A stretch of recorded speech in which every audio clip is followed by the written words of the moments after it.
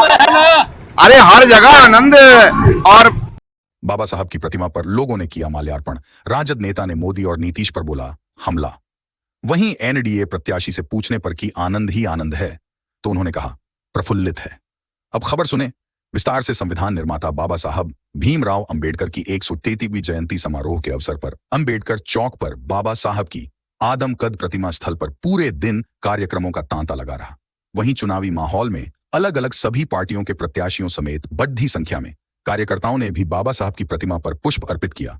जहां एनडीए भाजपा के प्रत्याशी मिथिलेश तिवारी और राजद प्रत्याशी सुधाकर सिंह भी पहुंचे, जहां उन्होंने मीडिया से रूबरू हुए। बताते चले कि 2024 के चुनावी अखाड़ा में बसपा से अनिल कुमार प्रत्याशी घोषित किए गए हैं। वहीं एनडीए गठबंधन ने इस बार सिटिंग विधायक के जगह पर भाजपा कोटे के मिथिलेश तिवारी को उम्मीदवार घोषित किया है। उधर महागठबंधन की तरफ से पूर्व राजद के प्रत्याशी जगतानंद सिंह के जगह उनके बेटे को टिकट दिया गया है, जो रामगढ़ विधायक हैं सुधाकर सिंह।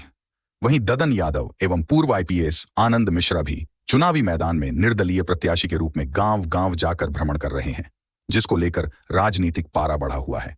इनको लेकर त्रिकोणीय मुकाबला अभी दिख रहा है। यहां की जनता स्थानीय उम्मीदवार की मांग कर रही है, जबकि स्थानीय प्रत्याशी कौन है ये आप सबको पता है। ऐसे में अनिल कुमार, आनंद मिश्रा और ददन यादव के ऊपर है कि भाजपा जीतेगी चुनाव या राजद। हालांकि जब से पूर्व आईपीएस आनंद मिश्रा चुनाव मैदान में उतरे हैं, तब से बक्सर जिले का चुनावी समीकरण ही बदल गया है। फिलहाल त्रिकोणीय मुकाबला बना हुआ है। कई प्रत्याशियों को भाड़े पर भीड़ जुटाने में मशक्कत हो रही है। वहीं कुछ ऐसे भी प्रत्याशी हैं जिनके गांवों या शहरों में जाने पर लोगों का जन सैलाब उमड़ पड़ता है। लोगों को सेल्फी लेने की होड़ मच जा रही है। ऐसे में जनता खुद समझदार है, 5 साल के लिए अपना प्रतिनिधि खुद चुन लेगी। आप सभी निष्पक्ष निर्भीक होकर मतदान जरूर करें। यह खबर आपको कैसा लगा कमेंट बॉक्स में जरूर बताएं। खबर पसंद आए तो एक लाइक एवं शेयर भी करें। जय जय है और हर जगह हर घर मोदी और घर घर मोदी है। बाबा साहब भीमराव अंबेडकर जी की आज जन्म जयंती है और जब बाबा साहब भीमराव अंबेडकर जी की जन्म जयंती होती है तो ये ध्यान में आता है कि to the people, by the people, for the people का एक जो मजबूत संविधान इस देश को प्राप्त हुआ है वो बाबा साहब भीमराव अंबेडकर जी ने दिया है और उनकी आज जन्म जयंती है। हम लोग कोटिशः नमन करने के लिए आज यहाँ उपस्थित हैं और आज हम अपने कार्यकर्ताओं के साथ इनको नमन करके ही चुनाव प्रचार में निकल। आपके प्रतिद्वंदियों का कहना है कि आप लोग संविधान बदल देने की तैयारी में है।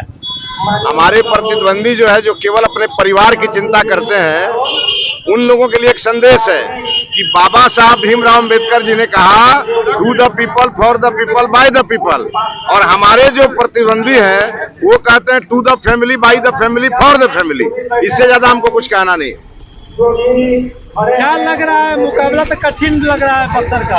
कौन आपको बता दिया कि कठिन लग रहा है? 70% वोट मोदी जी के पास है और 30% में राष्ट्रीय जनता दल और बहुजन समाज पार्टी या और भी जो पार्टियां हैं सो लगी। मिथिलेश की बातें हो रही है।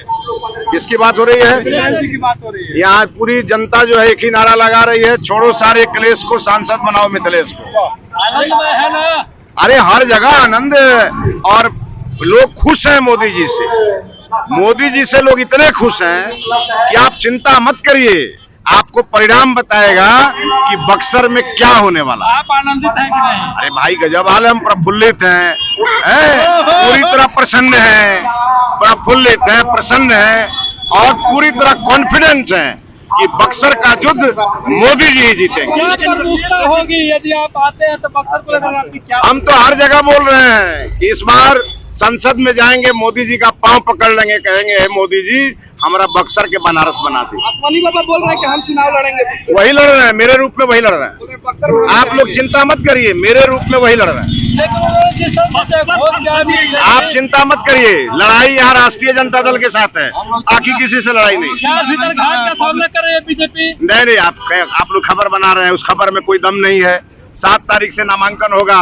मैंने अक्षय तृतीया के दिन 10 मई को मैं नामांकन करूंगा और पूरा एनडीए मेरे साथ खड़ा होगा। मैं तो कह रहा हूँ पूरा एनडीए मेरे साथ खड़ा होगा। बिल्कुल मिलेगा।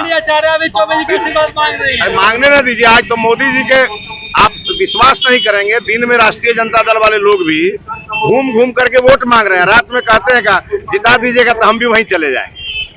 पार्टी के ही लोग आपका विरोध क्यों कर रहे हैं? कोई मेरा विरोध नहीं कर रहा है, सब पार्टी के लोग। व्यवसायी बहुत नाराज है आपसे। हमसे कोई व्यवसायी नाराज नहीं है। हत्यारों को बचा रहे हैं आप। एकदम गलत बात है। हम लोग सुनिए, हम लोग दिन भर लोगों के बीच रहते हैं, लोग हम लोगों के साथ फोटो खिंचवाते रहते हैं। अब हम लोगों से जो फोटो खिंचवा लिया और वो कोई गलत कर दिया, उसका जिम्मेवारी मेरा है क्या? मैं उस व्यवसायी परिवार से मिला था, मैंने उनको हर संभव मदद करने का हमने आश्वासन दिया है। लेकिन ये चुनाव चल रहा है और चुनाव में लोग चाहते हैं कि किसी तरह बीजेपी को डैमेज करें, उनका ये पूरा षड्यंत्र। अश्विनी बाबा क्यों कह रहे हैं कि नामांकन अभी बाकी है, बहुत खेला तो ठीक है ना, कह रहे हैं भाई नामांकन 7 मई से है, तो गलत क्या कर रहे हैं? नहीं, वो कह रहे खेला होवे, खेला होवे, राजद के साथ खेला होवे। मेरा उत्तराधिकारी केवल मैं हूँ, तो अच्छा बात है ना। नहीं, मैंने कभी कहा है क्या? सुना है क्या कभी? आशीर्वाद मिलेगा। मैंने हमेशा कहा है वो मेरे बड़े भाई हैं, मैं उनका छोटा भाई हूँ। भारतीय जनता पार्टी ने पीढ़ी परिवर्तन किया है और हमको पूरे एनडीए का, पूरे बीजेपी का सहयोग प्राप्त है। आशीर्वाद। जिस तरह आपने कहा था कि आपका जो ट्रैक रिकॉर्ड है, उसके बाद उन्होंने भी कहा है कि मेरा ट्रैक रिकॉर्ड है कि आज तक हम। आप लोग एगो चीज बताइए, आप लोग हमारा और उनसे तुलना क्यों कर रहे हैं भाई? मैं एक कार्यकर्ता हूँ, वो एक नेता है, ये तुलना मत करिए,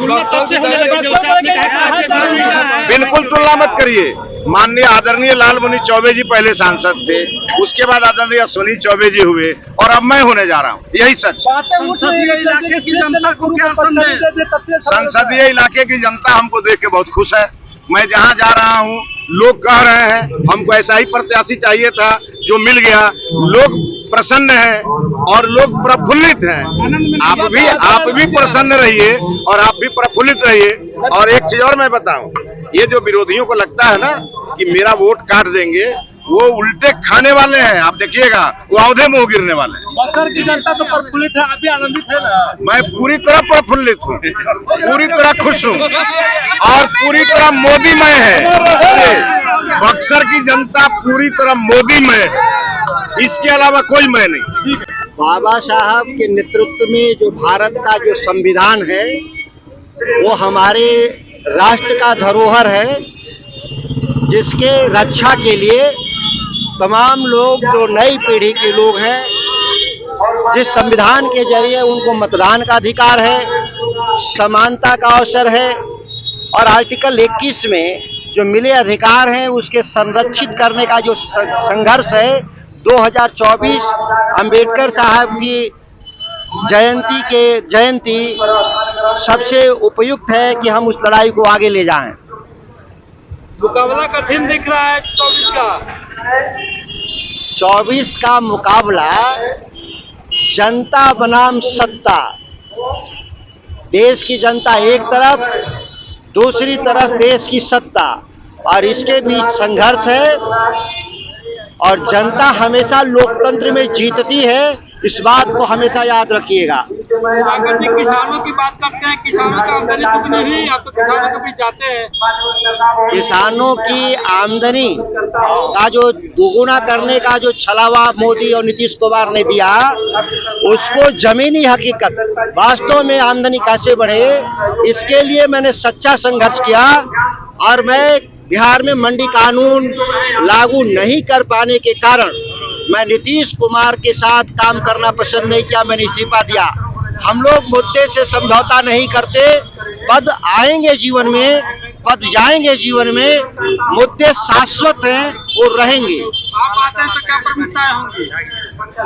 हमारी प्रमुखताएं इस बिहार को कैसे विकसित राज्य बने।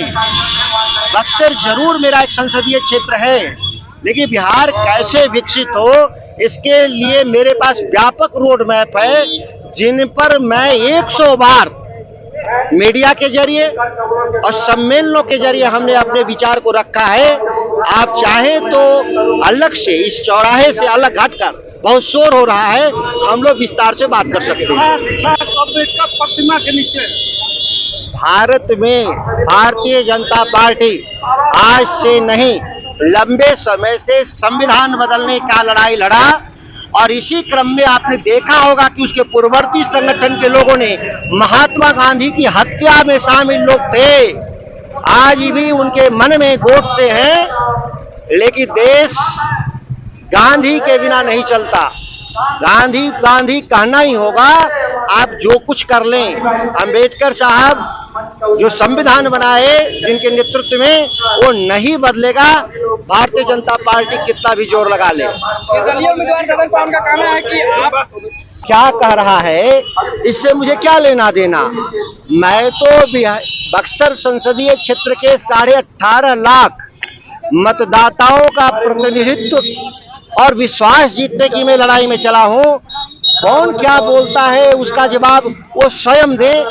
इसमें एक गैर जरूरी सवाल का जवाब का कोई जरूरत नहीं है। कांग्रेस का आप हमेशा से विरोध करते रहे विचारों का, अब अभी आपके साथ आपको अच्छी तरह से मालूम है, ना मैं कांग्रेस का विरोधी हूं, ना मैं भारतीय जनता पार्टी का विरोधी हूं। मैं उन ताकतों का विरोधी हूं जो देश की सरकार में वर्चस्व के आधार पर राजनीति करना चाहते हैं। आप देखे होंगे कि कांग्रेस ने अपने संविधान में घोषणा पत्र में जमीन आसमान का अंतर लाया है, और जो चाहती थी देश की जनता, उसकी जन भावनाओं के अनुकूल कांग्रेस का जो घोषणा पत्र है वह ऐतिहासिक है। पिछले 70 सालों में 75 सालों में कांग्रेस का इससे बढ़िया घोषणा पत्र नहीं आया। मैं समर्थन करता हूं कांग्रेस के नीतियों का। हमारे खबरों के प्रायोजक हैं शहर बक्सर में खुला है पंकज टेलर, जहां आपके मन मुताबिक कपड़े मिलते हैं। सबसे बड़ी बात यह है कि यहां पर आपके मन मुताबिक कपड़े की सिलाई भी होती है। यही नहीं, महिलाओं के लिए साड़ी एवं सूट भी उपलब्ध है। अच्छे कारीगरों के द्वारा खुद निर्मित किए गए सूट के लिए पंकज टेलर को एक बार जरूर मौका दें। पता है अम्बेस्टर होटल के सामने, पंकज टेलर को एक बार जरूर मौका दें। पता है अम्बेस्टर होटल के सामने।